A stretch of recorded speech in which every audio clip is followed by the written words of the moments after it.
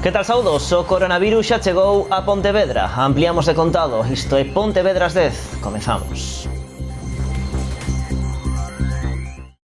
Primeiro positivo por coronavirus en Pontevedra. Trátase dun home de 45 anos que permanece ingresado en Montecelo. O paciente procedente de Madrid deu positivo na primeira proba desta infección e atopa sillado nunha habitación do centro hospitalario. As alarmas saltaron onte pola noite cando un transportista madrileño acudiu ao hospital con claros síntomas. Ali realizouse a primeira proba. A continuación, a Consellería de Sanidade remitiu as mostras ao Centro Nacional de Microbioloxía de Madrid e actualmente están á espera de confirmación oficial. Dende a xerencia da área sanitaria de Pontevedra e o Salnés aseguran que teñen en marcha un plan de continxencia fronte ao coronavirus e, de feito, o médico que atendeu o paciente atópase en illamento preventivo. De confirmarse, este sería o 7º caso de coronavirus en Galicia. Los humanos solo utilizamos el 10% de nuestra capacidad cerebral. ¿Sabías que tras el estudio olvidamos más cosas las primeras 24 horas que los siguientes 30 días? ¿Te han explicado? ¿Sabías que reduciendo un poco la frecuencia en que trabaja se duplica tu capacidad de memorización? ¿Qué harías si pudieses memorizar el doble de rápido? Decide tu éxito. Estudiar es fácil. Nosotros te enseñamos. Instituto de Neurociencia y Alto Rendimiento. Reserva tu plaza.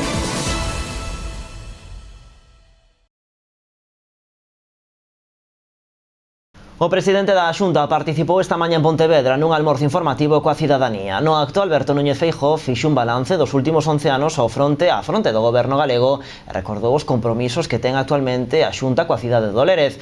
O Gran Montecelo, a variante de Alba ou o saneamento da ría foron algúns dos temas máis destacados. 200 millóns de euros, esa é a cantidade que a Xunta de Galicia investiu en Pontevedra na última legislatura. 200 millóns destinados a mellorar os servizos públicos e as infraestructuras da cidade. Unhas cifras postas en valor esta mañá polo presidente da Administración Autonómica nun almorzo cos pontevedreses. O Hospital de Montecelo está nos diarios oficiais, a Administración de Xustiza ten unha nova sede, a Xunta de Galicia, as asociacións, a Universidade de Pontevedra e as oficinas de emprego están nun edificio que rehabilitamos e devolvimos á cidade. A conexión de Pontevedra con Marín e coa súa contorna está executada. As sendas peonís e a mellora da seguridade viaria en outras estradas está finalizada. E, en definitiva, os maiores teñen o dobre de plazas das que tiñan. Hai unha residencia de terceira idade que está pendente exclusivamente de proxecto de licencia e temos neste momento o doble de plazas públicas en escolas públicas infantís das que tiñamos. Alberto Núñez Feijóo fixo o balance dos últimos anos ao fronte da Xunta de Galicia e recordou os compromisos que aínda están sobre a mesa en relación con Pontevedra. Entre eles destaca o Gran Montecelo, o transporte público ou o saneamento da ría. Ademais, o presidente autonómico tampouco quiso pasar por alto o futuro da fábrica de Ence. A non nos gusta que Ence este na ría, supoño que a ninguén de Pontevedra lle gusta. Pero o que non debe ser é xogar con tantas familias, con tantos traballadores e con tantos propietarios que venden madeira a esa compañía. Por tanto, mentras non se acade unha solución para unha ubicación alternativa, deixemos producir e deixemos o emprego que non estamos sobrados nesta cidade. Hai 2.000 personas de forma directa e 5.000 personas entre directos e indirectos que se van a quedar sin traballo. E isto parece que, bueno, é unha cousa que se lle ocurre aos políticos cando están en campaña electoral. No.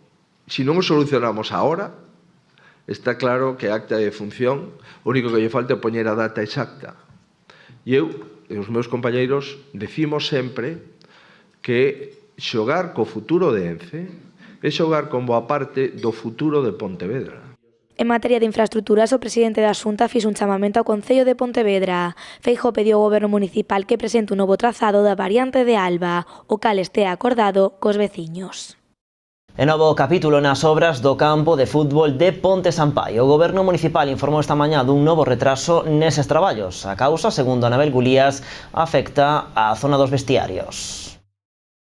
A obra se paraliza técnicamente por unha cuestión de un desaxuste nas unidades de obra, concretamente que afectan os vestiarios, hai que facer un retranqueo, dos vestiarios do propio campo, o que exixe que teñamos que facer unha modificación do proxecto técnico xa aprobado.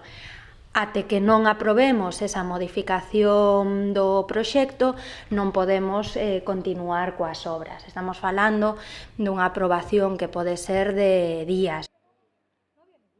Tras a suspensión técnica, o Goberno municipal agarda que este problema estea solucionado nun prazo breve de tempo. Un novo incidente que se suma aos rexistrados no último ano. Cabe recordar que as obras do campo de fútbol de Ponte Sampaio comenzaron en agosto de 2018. O Concello esperaba que estes traballos poideran estar rematados en febreiro de 2019. Sen embargo, a renuncia da empresa concesionaria en abril do ano pasado retrasou o procedemento e polo de agora ninguén se atreve a indicar un novo prazo.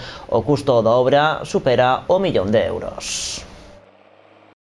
Máis asuntos. O Concello de Pontevedra aprobou esta mañá unha nova oferta de emprego público. En total, 20 prazas que serán convocadas a finais do verán. A oferta divídese en 3 categorías. No procedemento de funcionario de carreira, o Goberno municipal sacará 3 prazas de administrativos, 2 de auxiliares administrativo, 2 de bombeiro e unha última de traballador social. Na parte de promoción interna, convocaránse 3 de administrativos, 5 de auxiliares administrativos e 1 de técnico medio de administración xeral. Ademais, a Xunta de Goberno local aprobou esta mañá tamén as bases reguladoras para a provisión interna de 3 prazas, unha de técnico medio de medio ambiente natural, unha de enxeñeiro de camiños e unha de xestor de contidos para a administración electrónica.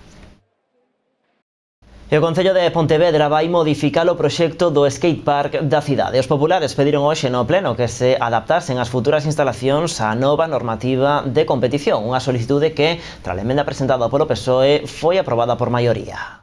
Boas noticias para os skaters de Pontevedra. A Corporación Municipal aprobou esta mañá no pleno a modificación do proxecto do skatepark, unha petición trasladada polos populares co obxectivo de adaptar as futuras instalacións á nova normativa de competición. Dende este grupo municipal exigimos ao señor Fernández, primeiro, que cumpra coas súas obrigas de concelleiro e que se reúna coa Asociación de Skate de Pontevedra, e segundo, que se inclúan no proxecto orixinal as modificacións respectivas ás guías de competición do máximo organismo de skateboarding nacional, para poder ter un skatepark que sexa referencia e non gastar, por certo, moito máis do que se gastou Vigo nos 2 skateparks que teñen, nunhas instalacións que se verán tremendamente limitadas. O Goberno municipal valorou positivamente a proposta dos populares. Sen embargo, o Partido Socialista pediu que fosen os técnicos municipais os que realizasen os cambios pertinentes no proxecto. Efectivamente, hai elementos que cambiaron dentro da normativa xeral da asociación e que creemos que é conveniente e acertado intentar que os servicios técnicos adapten ou estudien a posibilidade de adaptar o proxecto actual a esas modificacións.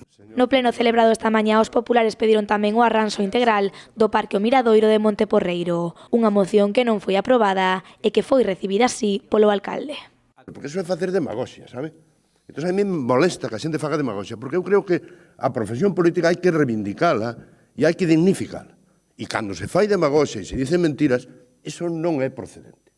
As críticas de Miguel Anxo Fernández Lores estenderonse tamén á moción do skatepark. O alcalde recordou que o Goberno municipal tiña xa un proxecto para situar estas instalacións preto da Ponte das Correntes e, sen embargo, foi o Ministerio de Fomento o que o paralizou. Pontevedra saiu onte á rúa polo Día Internacional da Muller. Milleiros de persoas participaron na manifestación que percorreu o centro da cidade no marco das mobilizacións que se repetiron por todo o país polo 8M. A comitiva saiu dende a Praza do Hospital e rematou na Praza da Ferrería, onde as organizadoras galegas 8M leron o manifesto que puxo foco sobre a realidade que viven as coidadoras. De feito, o lema central este ano foi "Sen coidados non hai vida". Na lectura reclamaron a corresponsabilidade tamén nos coidados para que os homes comecen a ocupar esta tarefa. E a Praza da Ferrería converteuse esta mañá no escenario dun flashmob. Baixo o título Canto chas 40, o alumnado da cidade quixo facer un chamamento á responsabilidade dos homes nas tarefas domésticas, unha acción enmarcada no Día Internacional da Muller en a que estiveron representados os institutos da cidade. Non queremos axuda, que queremos responsabilidade. Esta foi a mensaxe que quixeron enviar os estudantes da cidade.